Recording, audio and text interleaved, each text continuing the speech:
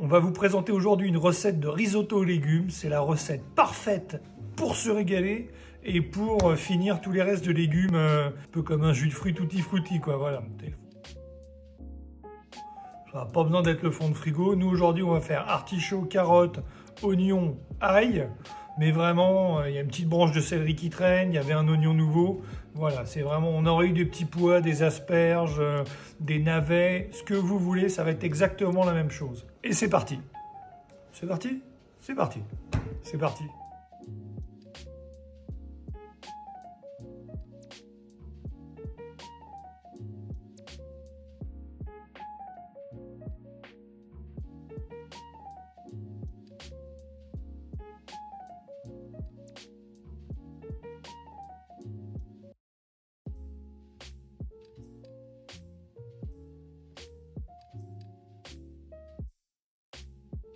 Alors, la recette, ça prend 20 minutes de préparation de légumes et après, il y a 35 minutes de cuisson pour le riz. Comptez 1 heure, mais vous êtes à table.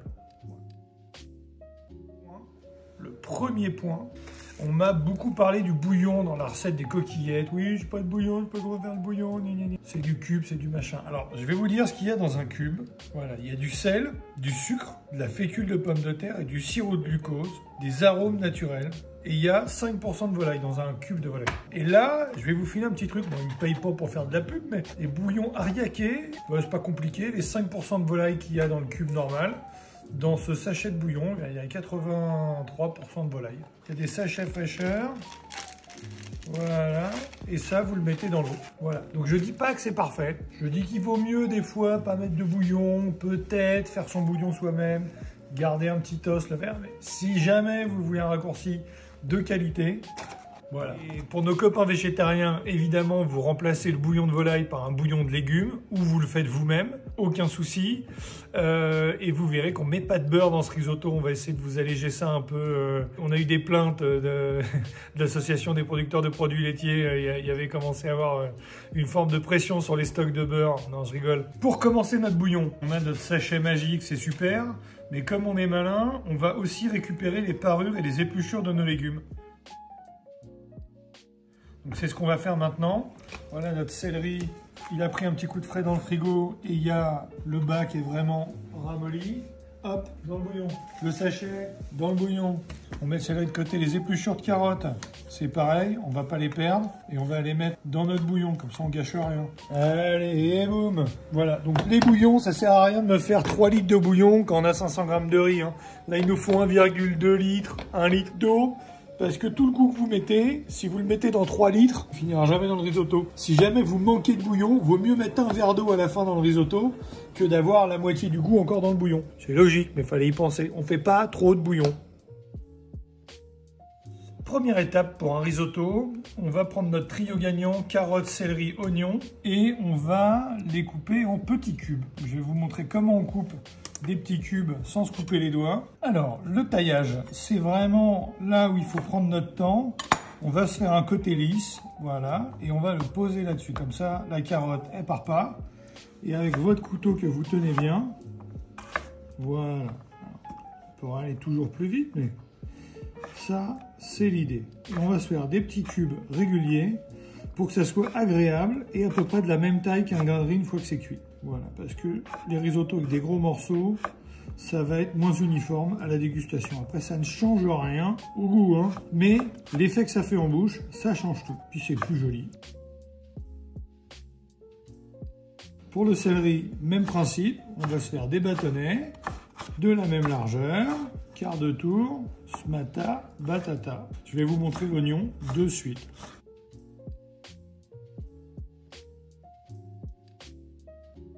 Pour l'oignon, technique un petit peu différente. Voilà, donc on l'épluche et surtout on essaye bien de garder le côté avec la racine. Voilà, il faut que ça soit attaché encore un petit peu.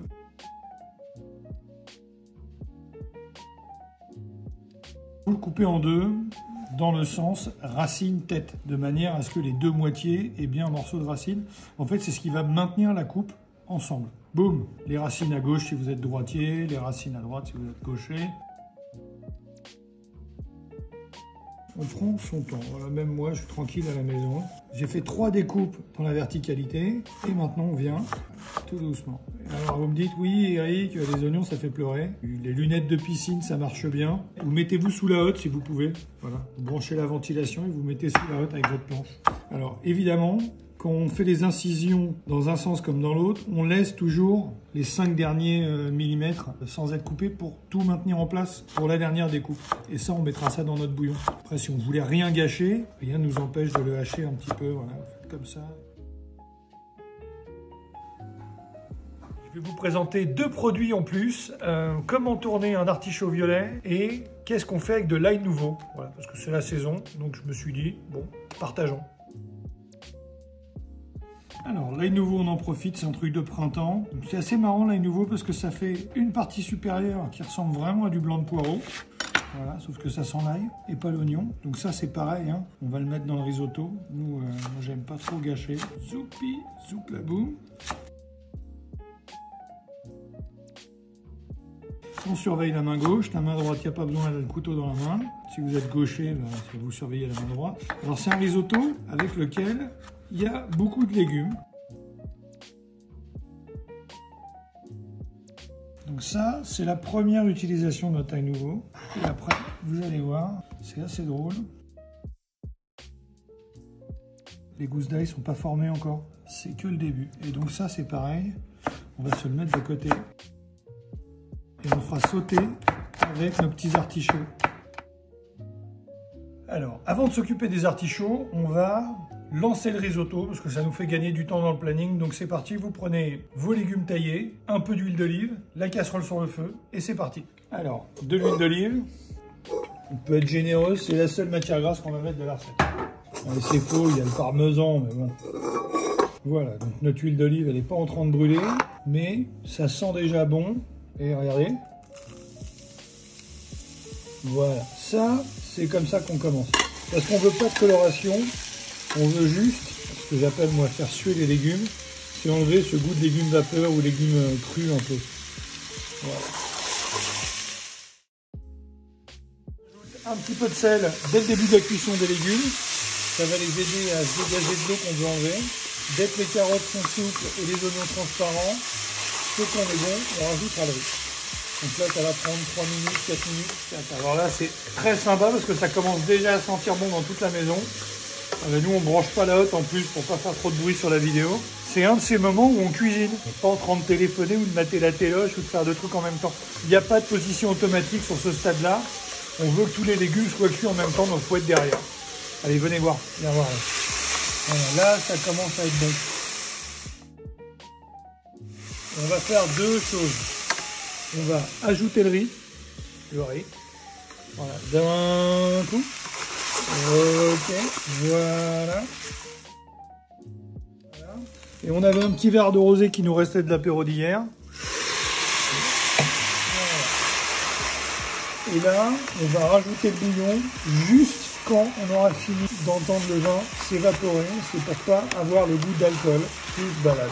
Et il y a un truc magique qui se passe, c'est que le fond de la casserole devient lisse et brillant parce que le riz commence à cuire. Donc on y va, c'est le début.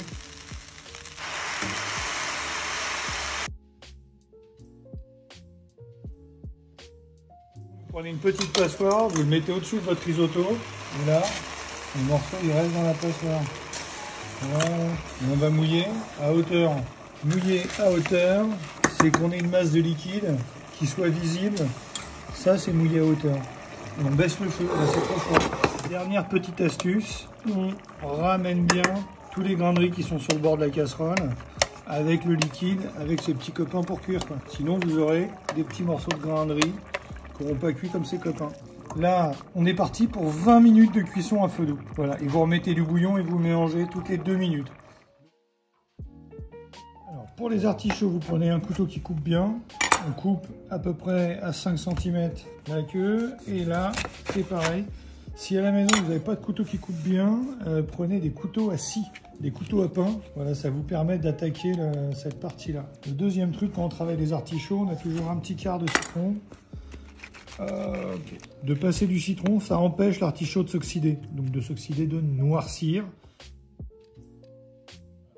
Donc on a deux options. On pourrait vous apprendre à les tourner comme ceci. Alors c'est un peu technique. Et l'idée en fait c'est ça. C'est d'enlever tous les fils qu'il y a autour du cœur.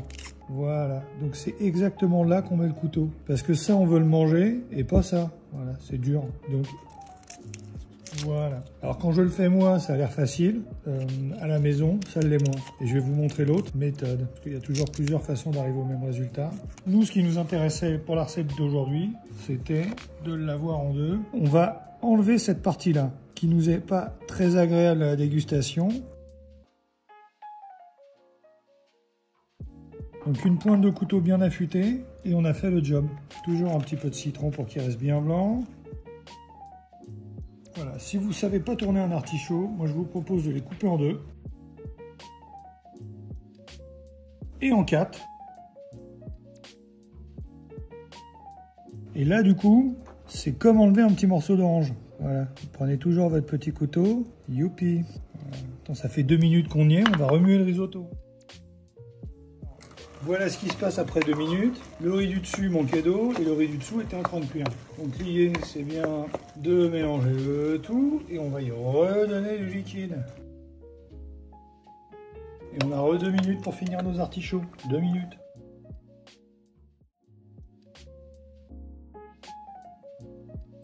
Avec un épluche légumes. On va essayer d'aller faire à peu près le même boulot.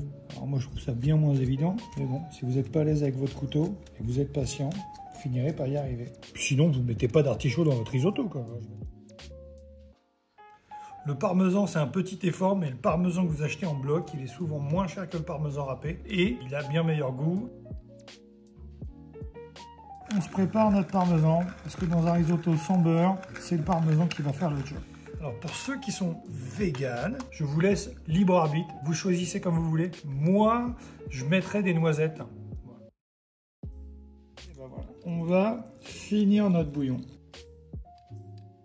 Et on va le laisser reposer un tout petit peu en dehors du feu, avant de le terminer.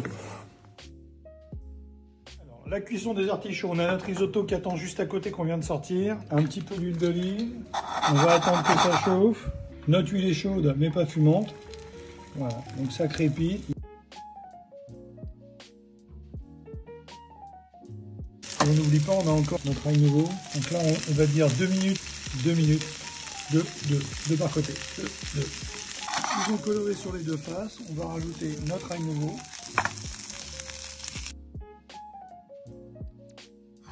Voilà, là c'est prêt. On met sur le côté et on va reprendre notre risotto. Il manque un petit peu d'eau, surtout qu'on n'a pas encore rajouté le parmesan.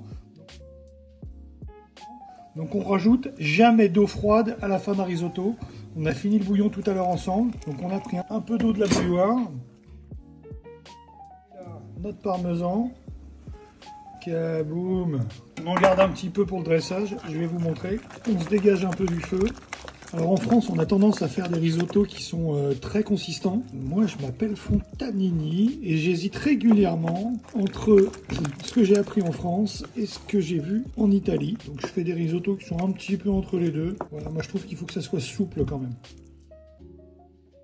Je vais vous proposer un petit dressage pour le risotto parce qu'en général, on laisse ça dans la cocotte et il continue de cuire, ce que je trouve dommage. Donc là, vous prenez un grand plat de service. Voilà, on réfléchit pas, boum, boum, boum. Tout le monde doit être à table hein, parce que ça va refroidir vite.